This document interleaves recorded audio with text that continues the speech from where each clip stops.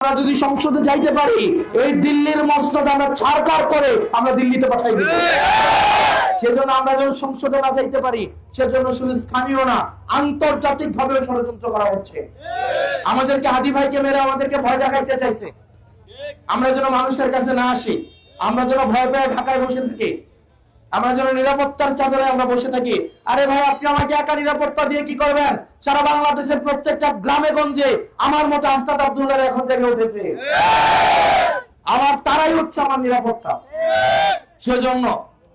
সেজন্য হাদি ভাইয়ের এটা দিয়ে ভয় দেখাইতে চাইছে আমাদেরকে, আমাদের তরুণ প্রজন্মকে থামাই দিতে চাইছে যে দেখো, তোমরা যদি নীতির কথা বলো, ন্যায়ের কথা বলো, তোমার পরিণতি হাদির মতো হবে। কিন্তু আমরা বলতে চাই, আমরা সবাই হাদি হব, যুগে যুগে লড়াই করব।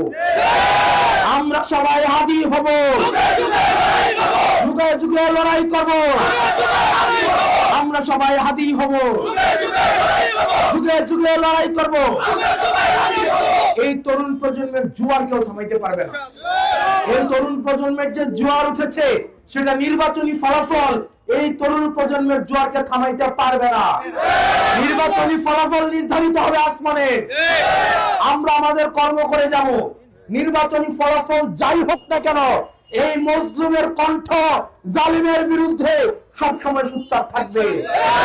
নির্বাচনের জয় পরাজয় এই কণ্ঠকে কখনো থামাইতে বা এই কণ্ঠকে সংকুচিত করতে পারবে না। এই কণ্ঠ অব্যাহত থাকবে।